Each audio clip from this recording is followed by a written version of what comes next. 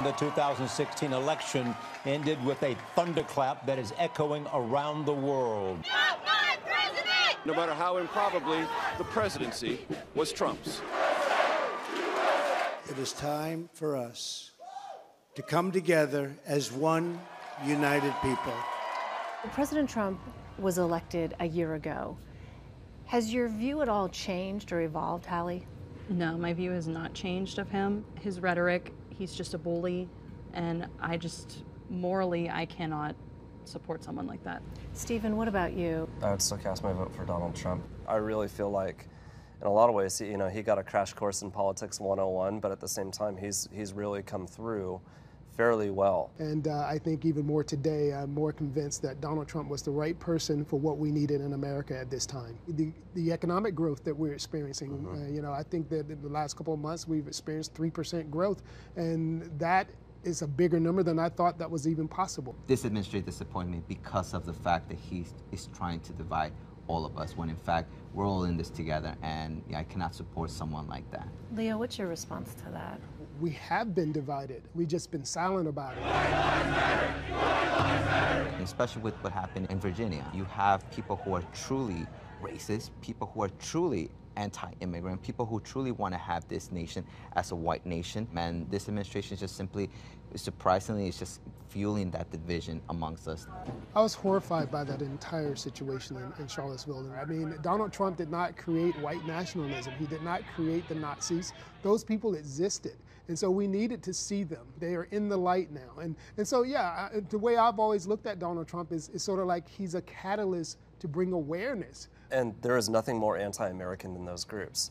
No offense to the media, but I think the media really construes it into that whole thing and helping place blame on the president. So can I follow up with you, Stephen? Sure. I just want to read what the president said. He said, this is in the wake of Charlottesville, quote, "I think there is blame on both sides." You had a group on one side that was bad, and you had a group on the other side that was also very violent. My reaction to that response is it's true. There is violence on both sides of it. There is bad people on both sides of it. And it's not just Donald Trump. I was appalled, and I think Donald Trump's rhetoric has allowed these people to be more vocal about it. And honestly, I think it's a good thing because now we can do something about it. The last time we talked to you, Stephen and Hallie, you both agreed that the president was effective in dealing with global issues like Syria and I do agree North with Korea. that. I mean, we have the strongest military in the world. We need to keep it that way. And I agree with Syria, how we bombed over there. Just the way he words things and how he speaks about other world leaders, he needs work on that. Rocket Man is on a suicide mission for himself and for his regime.